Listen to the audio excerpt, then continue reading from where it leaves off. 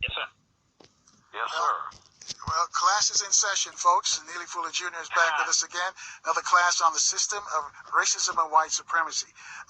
Neely Fuller Jr., looking at the election, did you see any of that in the last Tuesday's election, racism and white supremacy? Did you see that system at work? Well, I always assume that the entire world is dominated by one governmental philosophy. Dominated. Now, there's a lot of different philosophies, but when you start talking about the philosophy that dominates the minds of people on the planet, according to the evidence, as best I can see it, the dominant feature of the planet Earth government is racism. That's the dominant feature. It's a lot of features, a lot of political persuasions, so-called religious persuasions, and actual religious persuasions, you might say, and different viewpoints on this and that and other philosophies and customs, traditions, etc., etc., etc. But racism in the form of what we call loosely, and sometimes not so loosely, white supremacy, is the dominant governmental system actually in place worldwide, according to all of the evidence as far as I can see. Now, this may be true or false, but I have come to the conclusion so far that it's true. There's only one government on the planet that's worthy of being called a government, that has all the features of government, and that is the government of white supremacy, which is racism. Now, what is white supremacy and racism? Because they're both the same. You can't have any other type of racism if you have white supremacy, because you've already said you got white supremacy. Once you have that, that is racism. There's no other form. All other so-called forms are nothing but reactions to what's already in place. That's the only governmental system in place. That's according to compensatory counter-racist logic, which that's a term that I made up, that I call it. So that covers all 9 areas of activity: economics, education, entertainment, labor, law, politics, religion, sex, and war. And anybody who is classified as non-white comes under, is dominated by that government. By whom? By all white people? No. By those white people who have chosen to be white supremacists. And they're not in the process of becoming white supremacists. They are white supremacists. And they have set up that government worldwide. That's the first premise. So, to get to the direct answer to the question, what about the recent election and all like that? Well, the first assumption that you make is we're already in a system of white supremacy. And if you are a person who is classified as non-white, you are already captured. You're already captured by that system. I say captured because that system is a warlike system. It's a system of war. You make war on people of color. You dominate and mistreat people of color, people who have color in their skin. That's the objective of a white supremacist. You look around and you see different people walking around, different creatures, insects, animals. You see trees and you see water and you see sky. But then you pick out creatures who are called people, and you say, now, there go some people that I am going to designate as being eligible for mistreatment. And what is this mistreatment going to be based on? Well, they have color in their skin: black, brown, red, yellow, beige, tan, different shades of some type of color. All right, hang on a second, Dr. Fuller. We got to take a quick break here. Hang on a sec. We got to take a quick break here. We got to check the traffic and weather in the DMV. I'll let you finish your thesis on after this. 800-450-7876. Speak to Neely Fuller Jr. We'll take your calls after the traffic and weather update on 1450 WOL, where information is power. And now back to the Carl Nelson Show. Washington, D.C.'s 1450 WOL Radio. Thanks for staying with us, folks. Call up a couple of your friends. Tell them that Neely Fuller Jr. is on the radio. They're having a class on the system of white supremacy, racism, white supremacy. Number to call to speak to him, 800-450-7876. I'm going to just give you a tip. Don't get focused on the word supreme or supremacy. The key word is the system. And Dr. Neely Fuller is going to explain it totally for us. But he uses logic. Those of you who've taken logic in college, you understand how he does it. Just listen to him. It's one of these discussions you have to listen very keenly. You can't just listen with half an ear and doing something else. You've just really got to tune in and vibe into what Dr. Neely Fuller is saying. So before we left for the traffic update, Neely Fuller Jr., I'm going to let you finish up what you were saying. And then after that, tell us if by that definition, is Donald Trump a white supremacist? Well, by the definition of a white supremacist is a person who believes in white supremacy, which means what? It means you look, just simply look at anyone in the form, any creature that seems to be in the form of a person. You classify them as a person, but you say that person has color in his or her skin. Then you immediately say, yon goes a person that has color in his or her skin. Let me get up closer and make sure. Oh yes, that person has color in his or her skin. Now, I am a person who is classified as white. And that person that I'm looking at is classified as a person of color, a person who is colored, a person who is black, brown, red, yellow, beige, tan, a person who has color in his or her skin. Now, what am I supposed to do about that person that I'm looking at? Well, as a white person in the system of white supremacy, which has already been established, I have a duty, not an option. I have a duty to figure out a way immediately to dominate and mistreat that person based on that person having color in his or her skin. It's a very, very, very, very simple formula. And it is extremely powerful, that philosophy. So powerful that over a period of years, it has become the strongest and most powerful political idea and the strongest and most powerful religious idea. So now the question comes regarding Mr. Trump. Now, Mr. Trump, the first thing, according to what I've written in the book and what I'm saying in this program, the requirement is the first thing you establish is whether or not Mr. Donald Trump, President-elect, is classified as white, because there are a lot of non-white people who look like they're white, but they're not white. Now, let's get that straight. Some people have, black people have a lot of people in their family or in their extended family, what they call their families anyway, because they're really not families in the system of white supremacy. They're just fellow prisoners. But a lot of us have people who, when you look at them, even up close, 2 feet away, they say, well, you look exactly like a white person, but they're not classified as white, and they don't function as white. They function as non-white, so therefore they're not white. They may look like they're white. It is light-skinned black people. That's what we usually call them. Sometimes we have slangs for them, red bone, yalla, like that, and but we understand that. I mean, most black people do. And so, but a white supremacist wants to know exactly what is your classification. Even if you have what they call swarthy skin, they say, oh, yeah, you could be a non-white person because I'm looking at you and you have swarthy skin. It seems like you got a little bit of color there. So let's see what your classification is, what other people, white people, say.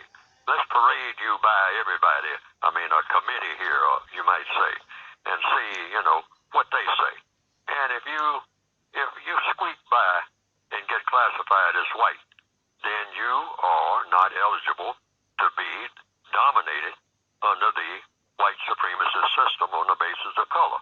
So the first thing you'd have to determine is Mr. Donald Trump classified, according to his driver's license or whatever he has, as white? See what I mean? That's the first thing you want to know. Then the next thing you want to know is, Mr. Trump, have you ever been, or do you now believe in, the system of white supremacy? That's the line of questioning. See, regardless of how he's been talking and all like that, see, everything should be exact in what you call counter-racist science. It's not dominated by emotion. It should be dominated by logic. So you ask the logical questions in a system of white supremacy. You want to find out who everybody is. All right? Are you classified as white? Now, if he says yes, then you say, Mr. Trump, are you now, or have you ever participated as a white person in the system of white supremacy, either directly or indirectly, dominating and mistreating anyone of color under any circumstance in any area of activity in the entire time you've been here on this planet? Yes or no? We'll wait for your answer. See, everybody on the planet, when it comes to counter-racist science, is in court. And everybody's on trial. I don't care who you are. You should be on trial to find out what your racial position is. Otherwise, if you don't do that, you got what? The one thing that racists feed off of. And that is what? Confusion. Confusion. Confusion. They absolutely have to have confusion in order to stay in business. So the first thing you want is to eliminate confusion. So if I would talk to Mr. Trump myself right now on the telephone, on the radio, that would be my line of questioning, and not in a harsh way. It's not personal, it's business. And so therefore, I would just seek his answers. Yes or no answers. Nothing in between. No debatable stuff and whatnot. Let's get it straight. What's your classification? Now, what is your position? What have you ever done? Now, he may say, I don't know what he might say, but whatever he says, you just record it and study it. And if you have some more questions, come back and ask questions based on the answers that he gave. But right now, the only thing the code calls, I call it the counter-racist scientific code, you might call it, the based on the book that I've written, the counter-racist code, the textbook workbook for victims of white supremacy, of which that is my title. I would ask Mr. Trump about, since he's the so-called president-elect, whatever that means, I would ask him, what is he going to do about me? What is he going to do with me? Now, the first thing, what is he going to do about me, whatever that means? And this whatever answer he gives, I'll just record it, that's all. And then I'll go to number 2, Mr. Trump, what is it that you are going to do with me? And then I'd go to number 3, Mr. Trump, what is it you're going to do for me? And then last, I would say, Mr. Trump, what are you going to do against me in all of these areas of activity? Because all of these areas of activity apply to everybody on the planet, whether you're directly or indirectly engaged in them at the moment or not. Labor, law, politics. Politics is nothing but interaction between people. We are engaging in politics right now. Sometimes people say, oh, I'm a religious person. I don't engage in politics. Well, do you ever talk to people? Politics is just about talking to people. That's all. Interacting with people. Doing things with people. That's what politics is. So if you ever say anything to anybody, you are engaging in politics. That's a political act. That's not some spirits just floating around not touching nothing. That's you engaging in politics, whether you realize it or not. So, if you're a religious person, you do engage in politics if you have any contact with any person other than yourself. That's nothing based on, now somebody might say, well, that ain't true. It's true if you believe in following logic in order to find truth. And maybe it's not true. Just because I'm saying it doesn't make it true. But if you examine it, politics, police, being polite. If you're being polite, who are you being polite to? Must be a person. So that's politics. I hear preachers say that they have a congregation. Well, those are people. They might have spirits in their bodies, but they are people. So if you interact with people, I don't care how religious you are engaged in politics. So getting back to Mr. Trump, I would want to know, Mr. Trump, are you engaged in politics, and what is the politics going to be about me, with me, for me, against me, so that I will know where you stand. Then I go and check my code, or the counter-racist code, which is just nothing but how do you react to whatever's going on. Everybody has a code. Right. Hold that thought right there on the code, Neely Fuller Jr. We got to take another break. I'll let you finish on the other side. And Keith in San Diego wants to speak to you. Folks, you too can join the conversations. We'll take your calls next on 1450 WOL, where information is power. And now back to the Carl Nelson Show. On Washington, D.C.'s 1450 WOL Radio. Thank you for staying with us. And I guess this Neely Fuller Jr. He says that if you don't understand the system of racism and white supremacy, then and how it works, by the way, then everything else that you think you understand will only confuse you. So I'll tell you again, you've got to listen very keenly, because Neely Fuller Jr. uses logic to explain it, and a lot of times people don't get it, and they jump on, the white people ain't supreme. That's not the key word. The key word, it's a system, and you got to listen real keenly to what he says. Neely Fuller Jr., I'm going to let you finish up what you're saying, and we got some folks who want to speak to you. Okay, and I know that I'm kind of maybe rushing through things and whatnot, but I hope that some of it is be able to, people will be able to keep up with it. I say everything is about doing things. See, there's a lot of rhetoric being thrown around. There are people who are demonstrating in the streets, and I turn on television, I see a lot of things going on. And there are a lot of people who are going through different emotional circumstances because of the events, because of the election. But I said, everybody, my suggestion is, and these are all suggestions, in fact, everything that I'm saying is just a suggestion. A suggestion for what? For what procedures, how to proceed. At a certain point, everybody has to proceed to do something. Everything is all about thought, speech, and action. But that last part is called action, is what do you do? So what you do is what you do in any circumstance that is confusing. And what's the antidote to confusion? Questions and answers. These are universal laws. Tap into universal law. Don't follow Neely Fuller. Neely Fuller makes mistakes. Be careful about following any person, because people, all people, make mistakes. The only people that don't make mistakes are those people who think they don't make mistakes, which is the biggest mistake. So you don't follow people, follow logic. The creator of the universe put logic in the universe. 1 and 1 is 2. That's universal law. Tap into that. So all problems are solved through the process of what? Questions and answers. There's no exceptions to that rule. If, you can study it and think about it and all like that, because I'm just making statements here which are either true or false, but there's no exceptions to the rule of all problems are solved through the process of questions and answers. So before anybody gets into name calling and slapping labels on people and going back and forth and arguing endlessly and whatnot, just say, hey, hey, it's not personal, it's business. Let's get down to business. And business is about questions and answers.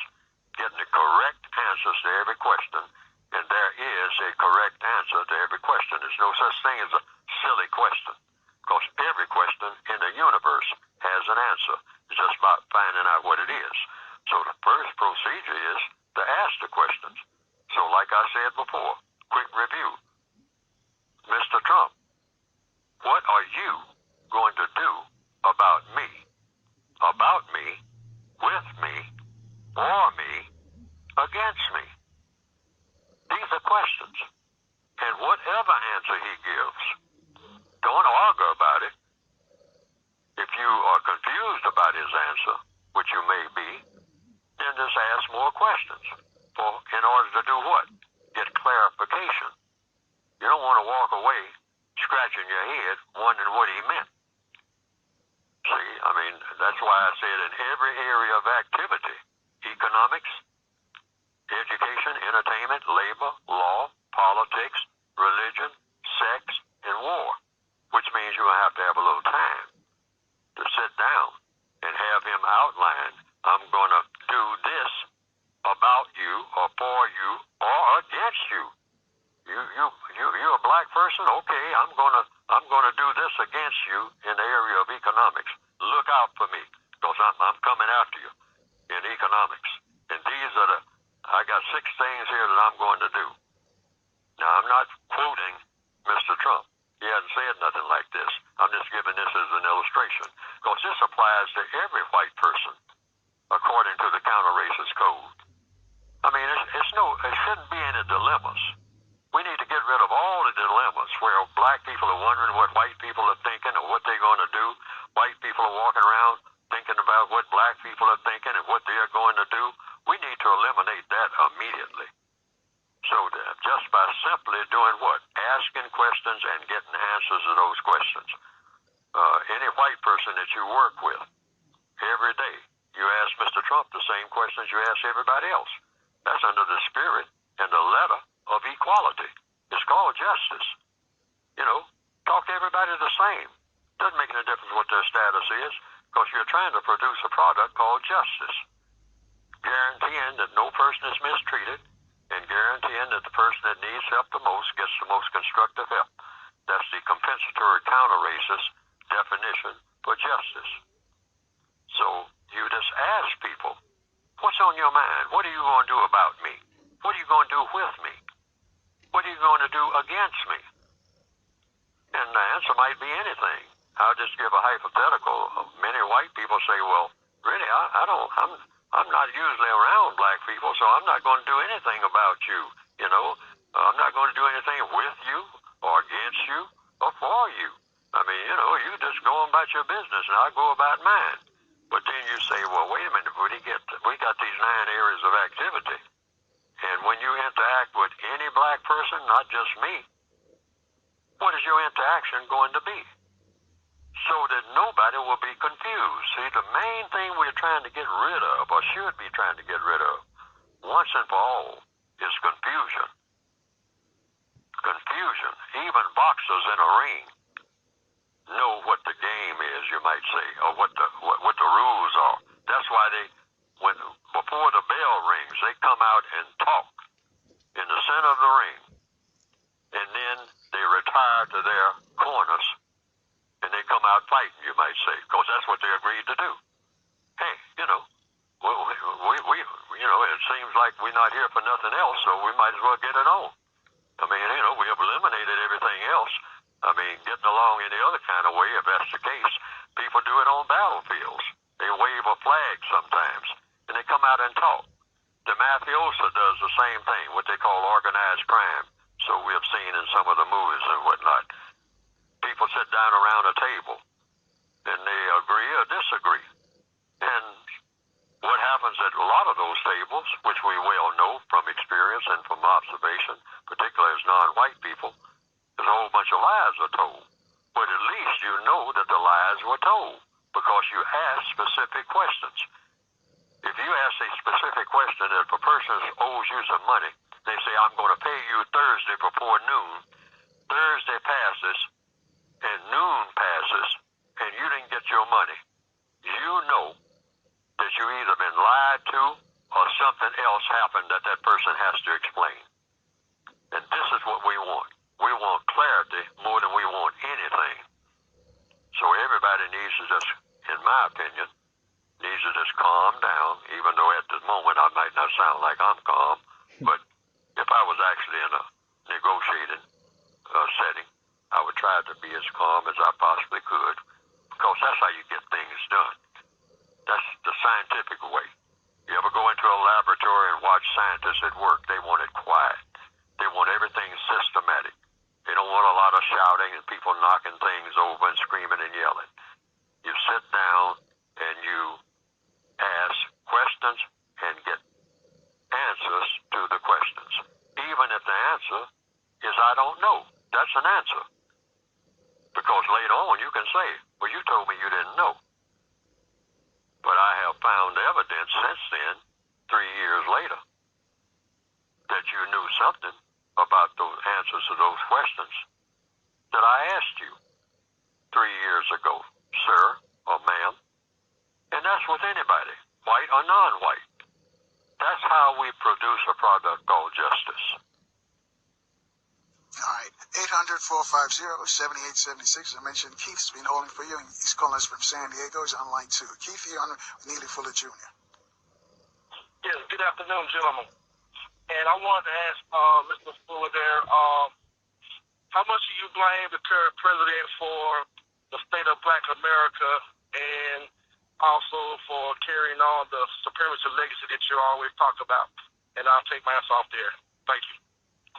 Now, if I understood the question, how much do I blame the current president? Right, that's what he Yes. said. Is that correct? Yes. Is that the correct question? Hello? Yes. He said Hello? yes. He said yes. Oh, okay. Yeah. I didn't hear him. I apologize for not hearing you. The answer to that is the current president is President Barack Obama. President Barack Obama is classified as non-white. He can't be blamed for anything. He's a fellow prisoner. That's what I mean by understanding white supremacy. He's just a person that, you might say works in the warden's office, like Andy Dufresne in the movie Shawshank Redemption. If he uses the word obtuse, he might be in solitary confinement. So, if anybody's familiar with the picture, that scene in the picture, where a prisoner that worked in the warden's office made the mistake of telling the warden, or implying that the warden, he did it in the form of a question, how can you be so obtuse? And the warden said, what did you say to me? I'll show you obtuse. A month in the hole. How's that for obtuse? See what I mean? If we understand white supremacy, we understand that Mr. President Barack Obama is a prisoner of war. But why? Because he's classified as non-white. There's not a non-white person on this planet who is not already a prisoner of the system of white supremacy, which is a criminal enterprise and a criminal prison system, and every white supremacist is guilty of war crimes, for which they should compensate at some point, starting with eliminating this prison and replacing it with a system of justice. No, President Obama is not to blame. Fellow prisoners, he's a prisoner just like I am, has no more power than me. Power as compared to whom? The white supremacists, at whom I get my orders from the white supremacists, and so does he. All right, Keith, That's thank you either for your true or call. false. Thank you. 800-450-7876. Karen's calling us on line 3. Karen's in Los Angeles. Karen, you have a question for Neely Fuller Jr.? Hi, yes. My question is for individuals, because in my opinion, black and white are caste systems. For individuals that come into the United States and they are of a dark hue that mark themselves down or notate themselves as white when they come into the United States, and I'm trying to but I put it in the framework of the information that you gave us. I'm a little confused as to how that fits into the framework if an Afro-Cuban or Latino or an Egyptian comes into the United States and marks themselves as white on their paperwork. How does that fit into the framework of the theory? The classifications. Oh, had you finished, ma'am? Yes. Oh, okay. The classifications are incorrect of what the reality is. Now, there are 21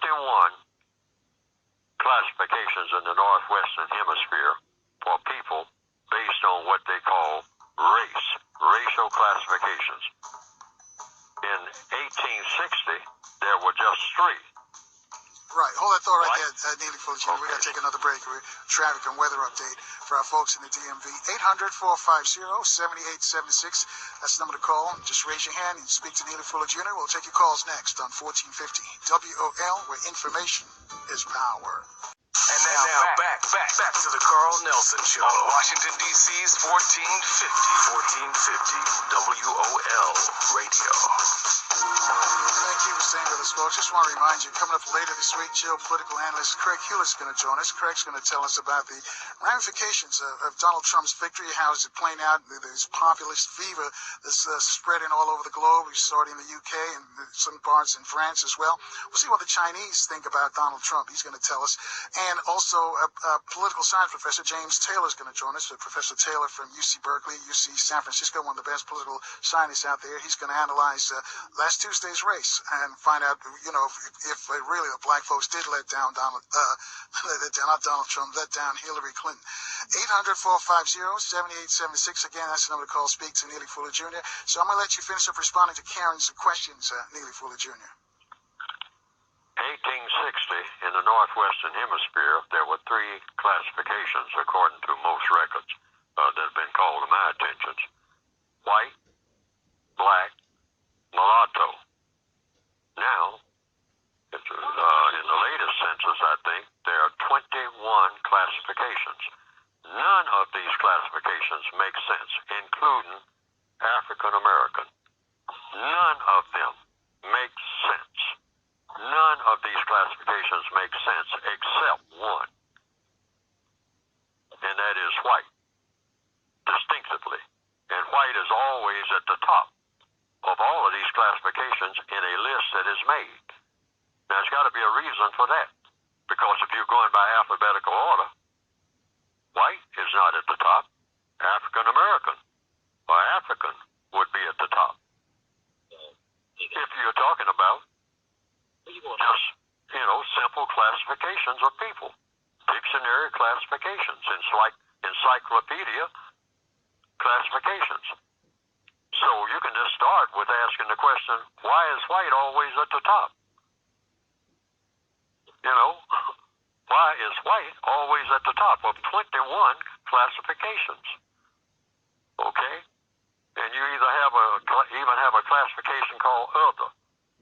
Now, if I walk down the street, or if I was a law enforcement officer looking for a suspect, and they say, the person that committed the robbery is from some other race. Some other race? That's coming over my radio? I'm looking for a person of some other race. So there I am, patrolling the neighborhood, looking at throngs of people, but I'm looking for some other race. A male person, 5'2", wearing a green shirt of some other race. But that's a classification. That's what I mean by not making sense. So the classifications that I use, ma'am, and I think that they are the logical classifications: white, non-white, and white supremacists. But you have to be white in order to be a white supremacist, because not all white people are white supremacists. Not all white people are white supremacists. But to a victim of white supremacy, in the system of white supremacy, you should suspect that any person classified as white who is able to white supremacist, probably is one. I mean, that's what you call counter-racist science, and it's based on logic. It ain't personal, it's business. Any white person in the system of white supremacy who is able to function as a white supremacist, meaning to mistreat a non-white person based on color, probably is one in a government, a world government of white supremacy. It's the only logical way to approach it. Why? Why is that logical? Because there is no master list, as far as I know. Now, if maybe somebody can educate me. There is no master list of who is a white supremacist and who isn't. That's been made available to me. Because if there is such a list, it should be available to everybody on the planet. Because being a white supremacist is criminal.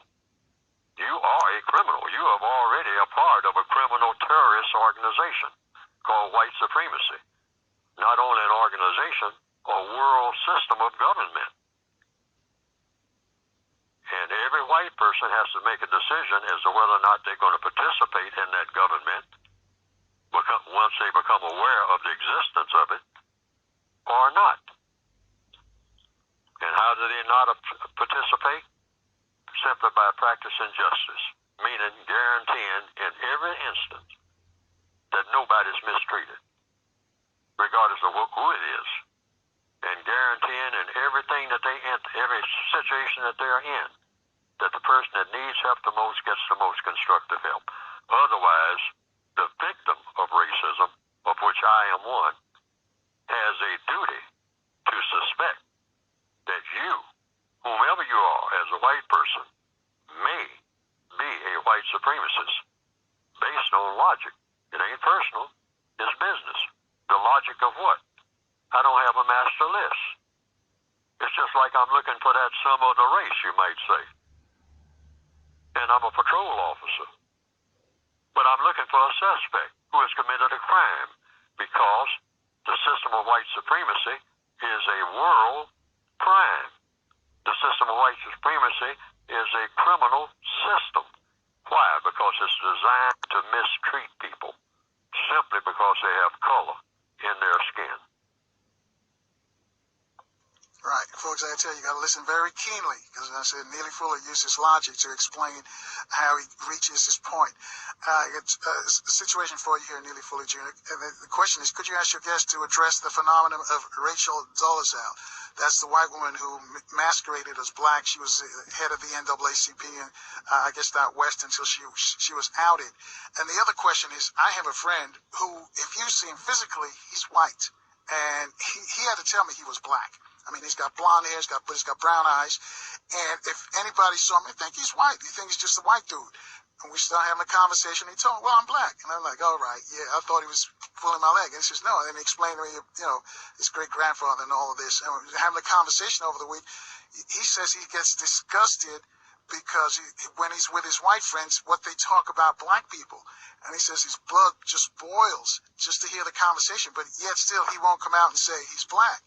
And he said prior to this, all his girlfriends were white, and but he never told them that he was black.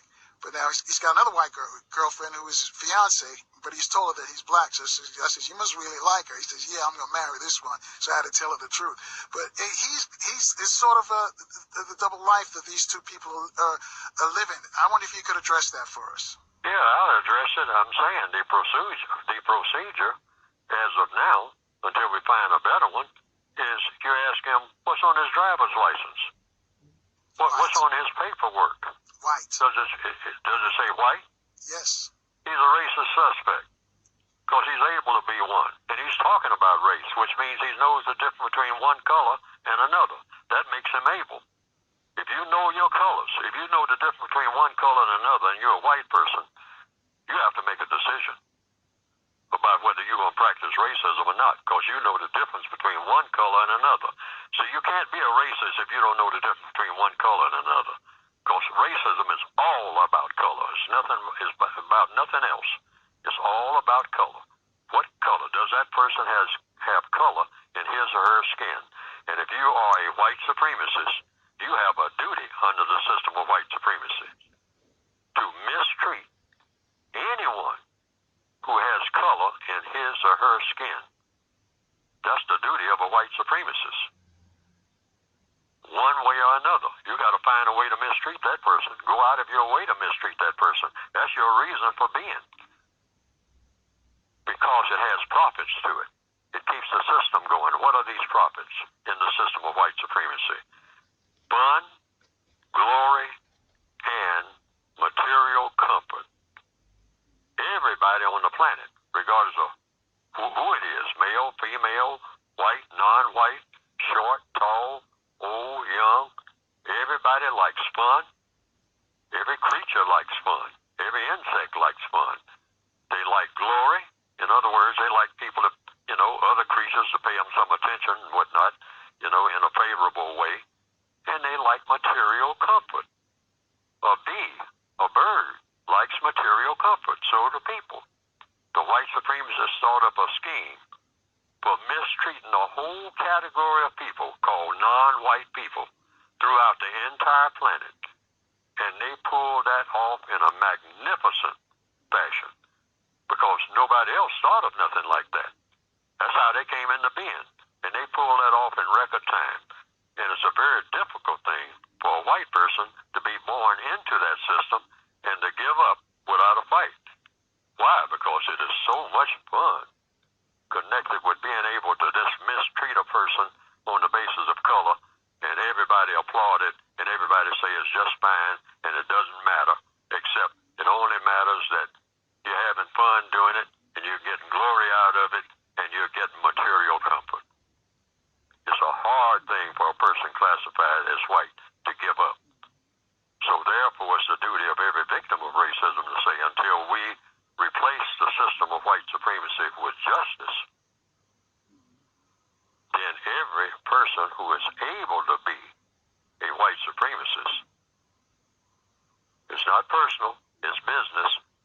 You have a duty to suspect that that person may be a white supremacist and act accordingly until proven different to each individual person. Now, the person can get my book by going to producejustice.com. Right. Hold that thought right there. We got to take a break. We're almost closing on the top there. When we come back, I want you to address the racial dolezal, which is actually the opposite of my friend. 800-450-7876. Get you on to speak to Neely Fuller Jr. We'll take your calls after this short break on 1450 WOL, where information is power. And now back to the Carl Nelson Show on Washington, D.C.'s 1450 WOL Radio. Thank you for staying with us. And our guest in the classroom right now is Neely Fuller Jr. We're discussing the system of racism and white supremacy. And he says if you don't understand it and how it works, then everything else that you think you understand will just only confuse you. I'm going to ask him to explain that as well before we later on in the show. He's also written a book about this, and it's got a long title, and I'll let him tell you the title. If you want to read more about how to understand the system of white supremacy, it's all written in this book. 800-450-7876, number to call to speak to him. And Neely Fuller Jr., the question, and somebody sent me this question, could you ask your guest to address the phenomenon of Rachel Dolezal? That's the white woman who masqueraded as black, and she actually was running the NAACP. Why would a white person become black knowing what the system of white racism, white supremacy is, and then she choose to go against that? Well, here again, see, you're in a war. And when somebody does that in a war, that's supposed to be a serious offense. Even though war itself is a serious offense, according to counter-racist logic. This thing about making fun, having war games, as they call it, and teaching people in video games and whatnot all about fighting and glorifying on television 24 hours a day how much fun there is in killing people, that's a part of the white supremacist philosophy. Because it has to be. Because they have to back up their deception, which is what they use mostly, fooling people in economics, in education, entertainment, labor, law, politics, religion, sex, and war. Then they use violence. But usually on a day-to-day basis, the white supremacist strength is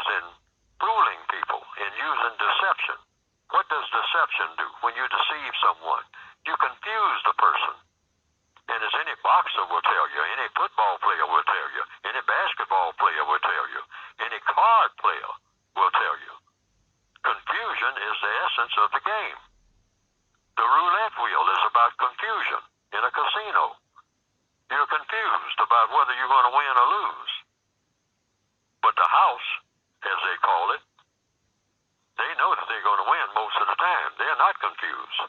Why? Because they're scientific. They've done the math. They've done the averages. A general does the same thing. A card shark does the same thing. A pool shark does the same thing. You deceive your opponent. So the white supremacists do this. Now getting back to this lady, if she pretended to be non-white when she was white and functioning as white and acting as an imposter, if she deliberately did that, that is a major crime. Crime against whom? Crime against justice, for one thing, and definitely against the victims, people who are already victimized. Don't pretend that you're non-white and you're classified as white and functioning as white and been approved of as white. No. No, that's the incorrect thing to do if you believe in justice. Because the white supremacists do this type of thing. Deception, deception, deception. Always keep these non-white people deceived. Keep them confused. Sit down with the Indian chief and drink with the Indian chief. Give him fire water. Tell him that clear water, pure water, that comes from the brook and the stream and whatnot, that's okay, but that's second best to fire water. So he hauls out a bottle and he says, take a drink here. We're going to have Thanksgiving here, Chief. So take a swig out of this bottle. So the chief, he takes a swig and he says, that tastes strange. Say, well, take another one. You'll learn to like it. And in the meantime, the chief is suspicious maybe, but here's this captain of the, of a ship that came from far away, and he has pale skin, what they call white, and so he takes a swig too, but he just takes a little swig. See, that's deception. Next thing you know, the chief is drunk, and the person who gave him that fire water is not drunk, even though he's drinking too. People who drink alcohol say it's knowing how to drink. So you drink your opponent under the table, you might say. You're not under the table, but your opponent is, because your opponent is drunk, because they didn't know how to drink that fire water. So when the chief wakes up from his slumber, drunken slumber, from drinking fire water, after having been deceived that this would be good for him, that he would imagine all sorts of things, imagine he's stronger than he is, and he lost his land as a result of that, over and over again. And you have a lot of people who can bear witness, who are still breathing, who are on what they call reservations right now as a result of that original deception. And it ain't never stopped, because the chief weapon of a racist is deception. Getting back to that lady again. Stop doing that, ma'am. If you believe in justice, you don't have to do that. Tell people that you're white, have them suspect that you're a white supremacist, and then proceed, if you believe in justice, to prove that you are not. And you can only actually do that after white supremacy no longer exists, according to counter-racist science. Before I take another call, you once said that as a group of people, we talk too much, we're too emotional. Can you explain that to the audience, why you say that at times we talk too much and we're all very emotional about issues?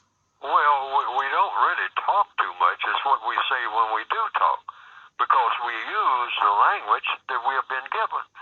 Like, for instance, even in 2016, people And I never slip up and do it. When in the early days I did because of habit. I would do it. But I don't remember having done it. By the time I started writing the textbook for victims of white supremacy, I had long stopped doing that because I knew it wasn't true. I always felt that it wasn't true. And what is this thing? This word that I'm talking about, just one word, associating the word America with white supremacy. That's a recipe for disaster and confusion. Because first of all, it's not true. Why? Because there's no such thing as America in reality. America is a concept. A concept of what? In other words, it's in people's imagination. It doesn't really exist. It never has existed. It's a concept that we're trying, that correct thinking people are trying to bring into existence. Why? Because the word America means what?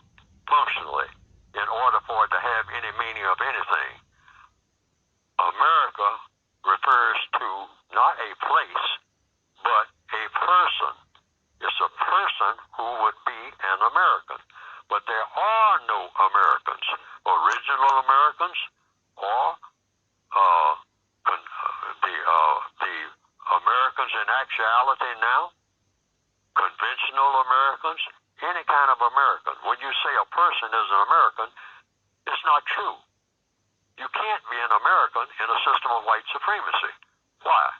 Because the word American, functionally, if it's to mean anything at all, means a person that practices justice. And it's impossible to have justice in a system of white supremacy. That can't be done by anybody. So therefore, Americans don't exist. Because an American is a person that practices justice, not a person who's trying to practice justice. Many people are trying to practice justice.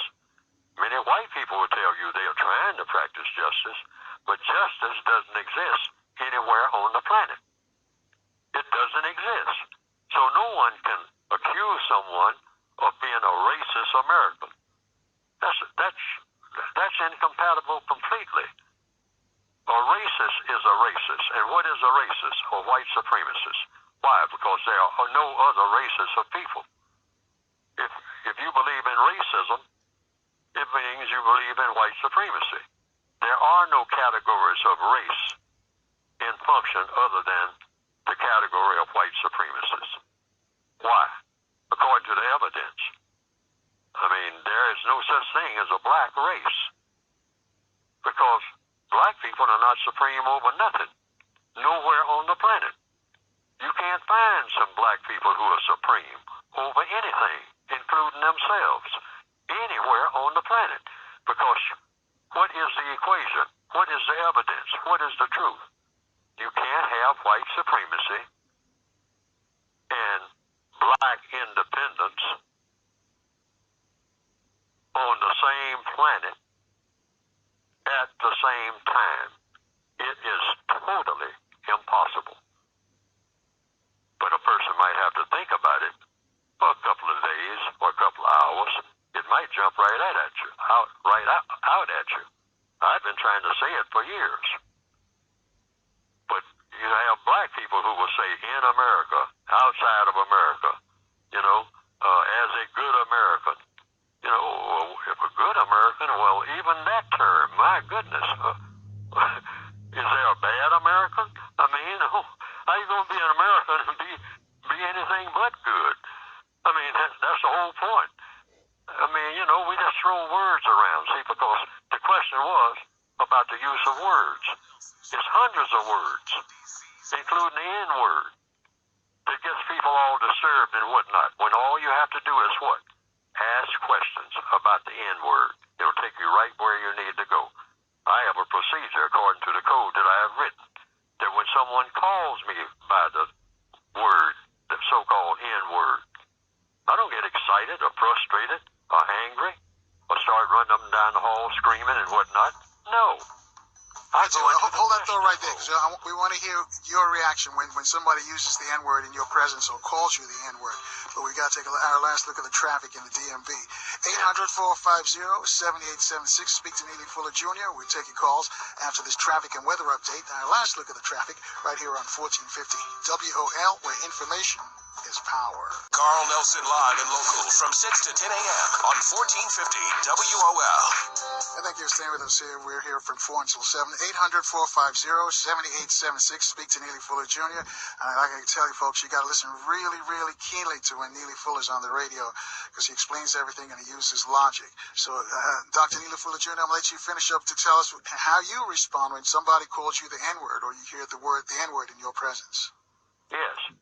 You respond by asking questions. All problems in the universe always have and always will be, according to logic, based on the procedure of questions and answers. So the so-called N-word, people say, makes a problem. You know, people lose jobs because of it, you know, and all like that. And I guess some white people get jobs because they use it and all like that. So let's just look at what they call that magic word that's been around like forever. So when someone calls me that, let's be scientific about it. So the codified counter-racist approach is when someone calls you any name, including that name or that title, first thing you want to know is what they're calling you. So I will ask that question. What is that you call me? You know, did you call me that? And the person says, yes, I call you that, and then repeat it. Most likely, if the person is angry or something like that, or want to really express it in no uncertain terms. So, you know, I have questions. I immediately go into the question mode. Okay, so why are you calling me that? You always want to put that why in there. See, it's a reason why the person is calling you that. So you want to get that reason clear. See, you're looking for clarity. You're looking for focus. You're looking for what this is really all about, so you can get right to the heart of it, okay, before anything else is done, so that you will know exactly what you are doing. You may not know what everybody else is up to, but always know what you're doing and why you're doing it. So first thing you want is understanding. That's of anything. That's why questions are important. Questions bring about answers, and answers bring about understanding, and understanding solves problems. These are universal laws that apply to anything and anybody. So, what did you call me? I call you, and they'll say the N-word. They say, why are you calling me that? Because that's what you are. You don't know what the response is going to be now, but the person might say that. And you say, okay, now you want to get to the most important part, which is how this program started off today. I mean, my part of it is about Mr. Trump and whatnot. Okay, you want to get to what part now? So you've already gotten to the part of establishing the playing ground, you might say, with the N-word. Okay, the N-word is now on the table. Okay, how are we going to handle it? Okay, so what do we do? That's what you are. That's what I am in this case. That's because you said that's what I am. And I ask you why am I that, whatever that is, and you say, because that's what you choose to call me, and that's what I am. Okay, now I want to know one thing. See, it's 1, 2, 3, real easy. What do you do? See, always look at that word do. All the rest of everything, including if you're talking to Mr. Donald Trump, President-elect Donald Trump, all the other stuff about, these people and those people over there and those people down there and those people over yonder, and that gets everybody all upset and everybody breaks out the signs immediately and whatnot, and everybody sounds like he's talking about me and it sounds like it's something hostile. That's okay, but it's best to get at some point as fast as you can to the doing part. So you ask that person the same thing that you would ask, like just a few minutes ago, about an hour ago, that I would ask President-elect Donald Trump. The doing part, D-O. See, that word is very important. See, that's the bottom line question. You can ask 100 questions, but at one time, somewhere, you get to the doing part, because that's the really going to count. Not all that other hot air and whatnot. I mean, that might bring about more confusion. So you say, okay, you call me a N. We know the N word. All right, okay. You say the reason you call me that because that's what I am. Okay, so far so good. That works very well. All right. Now, what do you do? See, now we get to the part. What are you going to do about this N, with this N, for this N, against this N? And don't help them with the answer. Sometimes people have a tendency to jump in after they ask a question and help the person with the answer. I think that what you're going to do, what you're getting ready to do, or what I'm going to do to you is blah, blah. No, wait. Wait for the answer. Because that's what you're asking the question. So you want an answer to your question, all your questions. And you didn't ask for three. What is it? Why are you calling me that? And what are you going to do now that you have discovered that that's what I am? I just want to know what you want to do. And do what? And how? In all 9 areas of activity. Sir, ma'am, and always be courteous. Even when somebody calls you the N-word, be super courteous at that moment, more than you have ever been at any other time, because this is serious business. So you be courteous when you're doing talking in a serious business manner. That's the counter-racist way. That should be the black way in the future. That should be the codified way. We should be scientific people in every move that we make so that we get the result that we are looking for, which means the production of justice. See, that's what we're supposed to be producing here. Not just a lot of hot air showing everybody letting everybody know how mad we are about something. We're supposed to be producing a product called justice. It's a scientific way of doing that. So you say, okay, what do you do with this N? What do you do about this N? What do you do for this N? If you're going to do some, I'm looking for this, one of these N's like you, because I'm going to give you $1 million. Oh, that's what you're going to do? Well, you're going to ask a question then. Well, why are you going to give me $1 million? Because I'm that N-word. See, I'm just saying. I'm just throwing out things. You don't know what the person is going to say. And don't help them with what they're going to say. Don't say, I think you mean this and I think you mean that. No, let them say what they mean. They are the ones who call the name. Let them explain to the entire world why they call you that and what they are going to do about it. That's the important part. Don't let them get away without doing that, if you can. But be polite when you do it. Before you run off, sir. Before you get excited about what you did, or before you start apologizing for what you said, just tell me, answer these questions. What are you going to do about me? What are you going to do with me? What are you going to do for me? What are you going to do against me? And accept their answer as the truth. And try to get if you can, get a witness and whatnot, and they should be willing to have a witness. Say, now this is what this person said about me. They called me a name, and they said what they're going to do about me having that name and that title. And I'd like for everybody, in the world to know this, because I'm sure they do. They want everybody in the world to know what they said. All right? They stick by their word, honorable and all like that. I got no problem with that. And then we all know what to expect of every white person, particularly, who does that.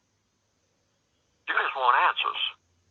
Then you have in your code what you do as a result of what those answers were after you study the answers. All right, let's take them calls to you. 800-450-7876. Line 1, Jay is calling from Louisiana. Jay, you have a question for Neely Fuller Jr.? Is Jay there on line 1? All right, let's try line 4. Yeah.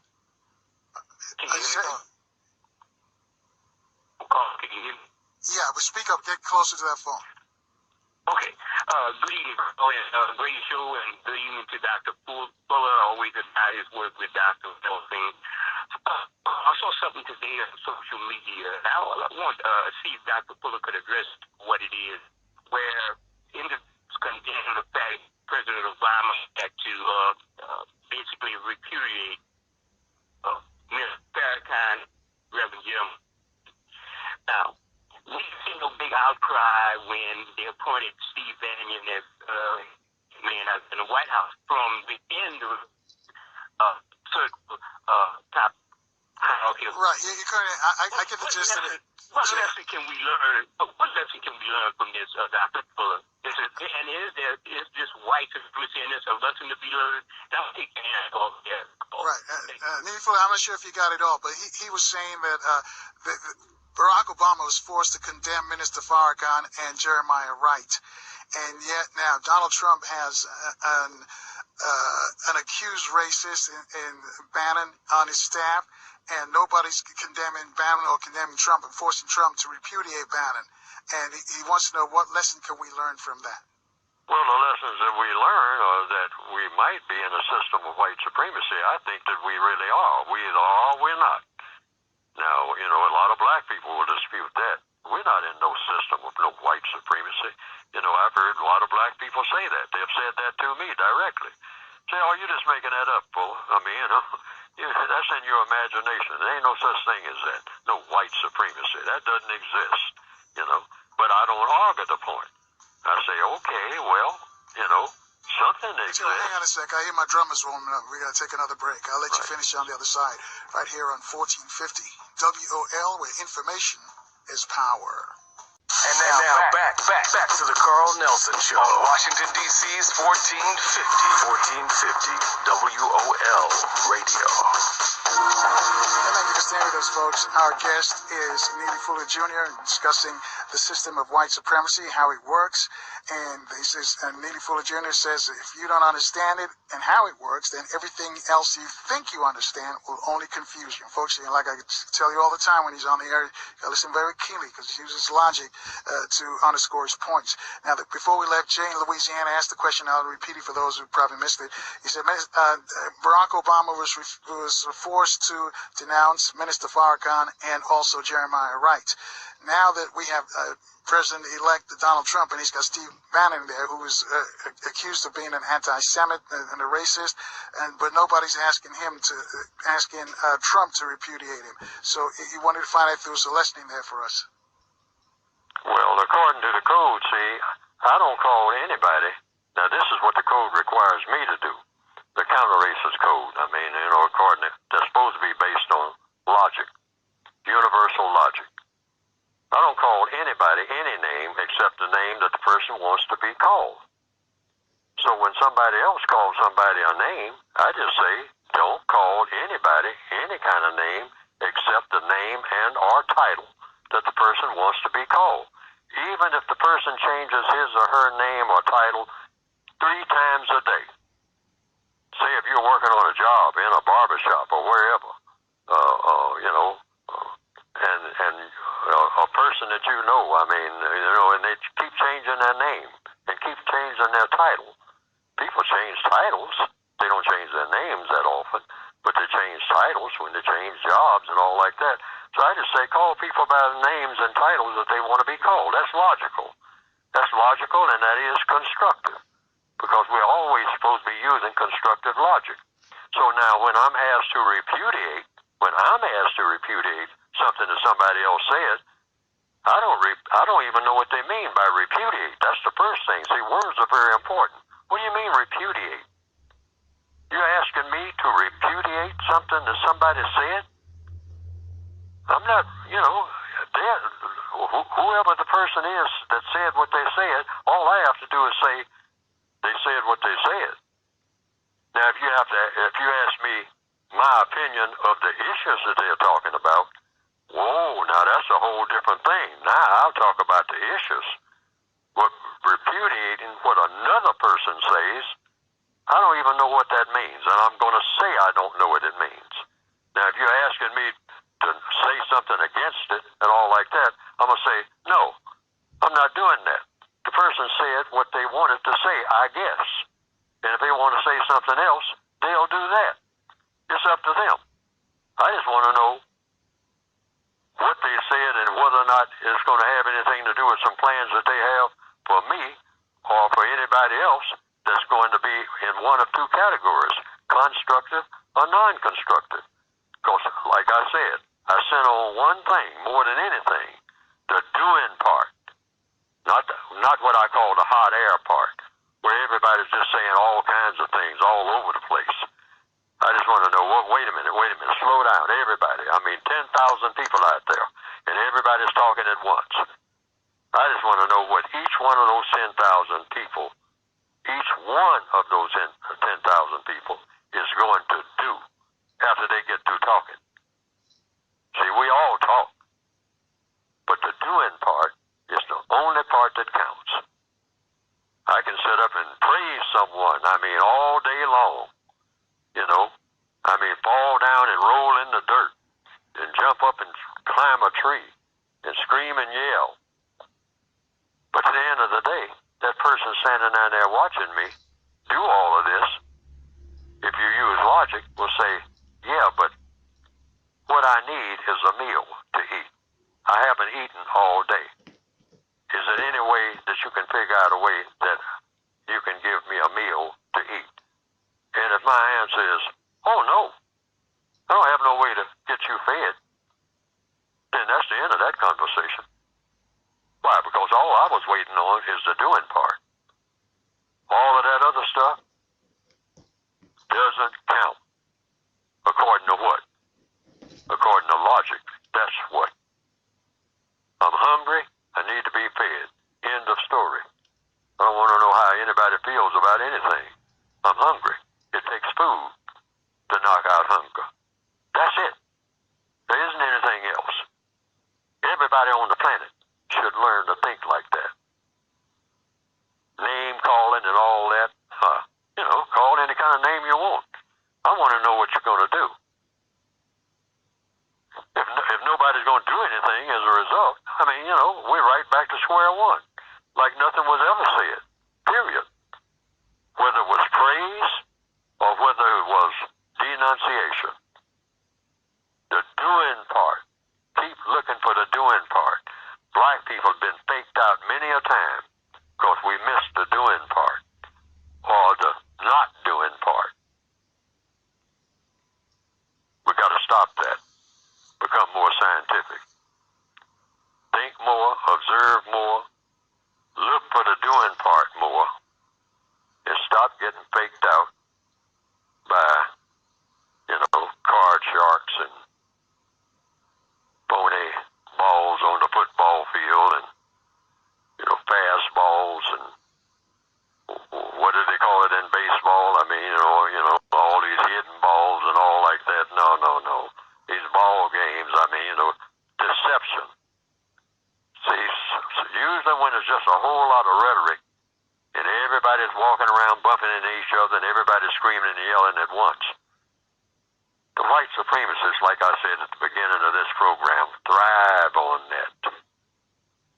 So just calm everybody down and get to the doing part or the not doing part. And then you go from there. That keeps the deck clear. Nobody's confused. And when nobody's confused, boy, you better believe something's going to get done.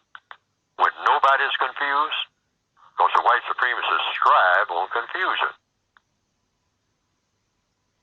All right, 800-450-7876, line 4. Hey, it's calling from Charlotte. Hey, you have a question for Neely Fuller Jr.? For the call, thank you so very much. Again, I appreciate you.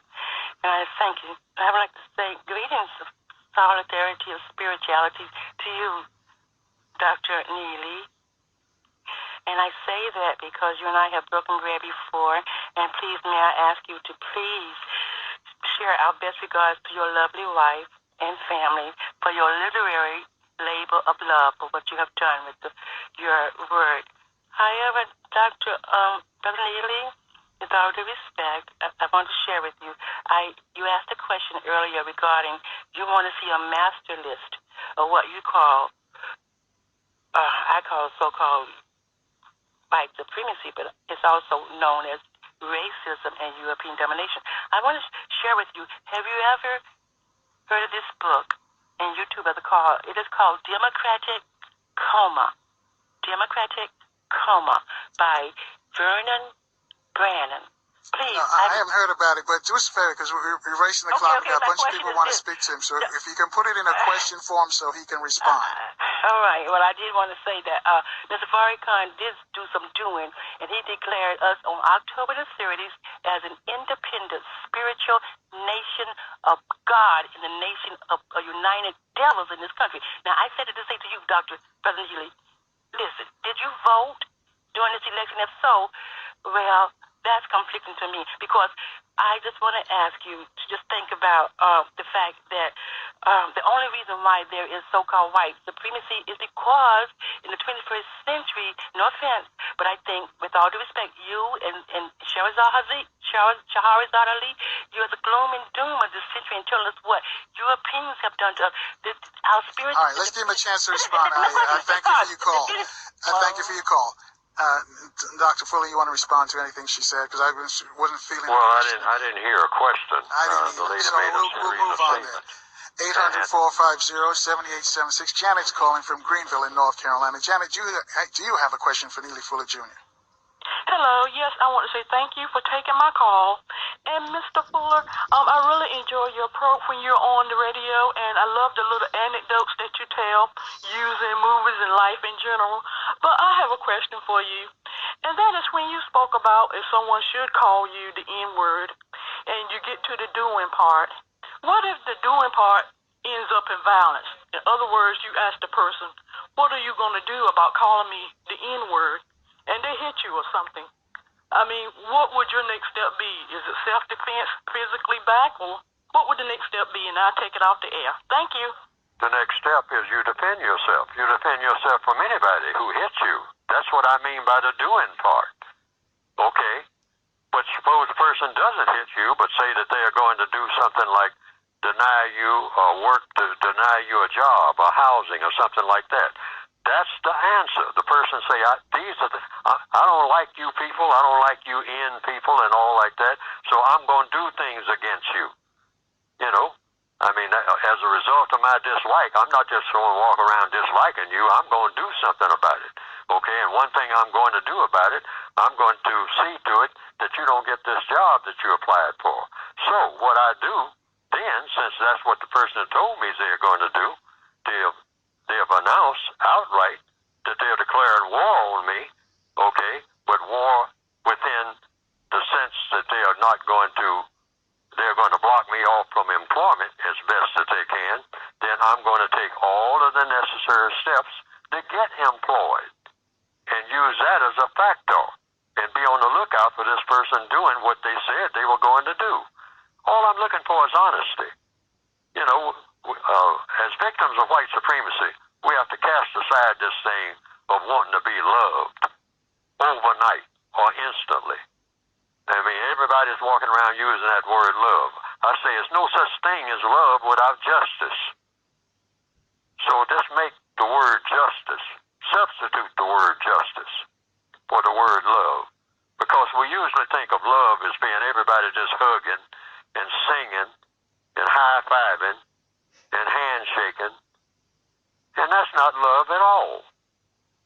That word love has been kicked around so much that it's worthless. And I mean that. Worth less than what? Worth less than a whole lot of words that will work better. Because that's a fake-out word. Everybody can use that word love, and everybody just goes to sleep and starts smiling.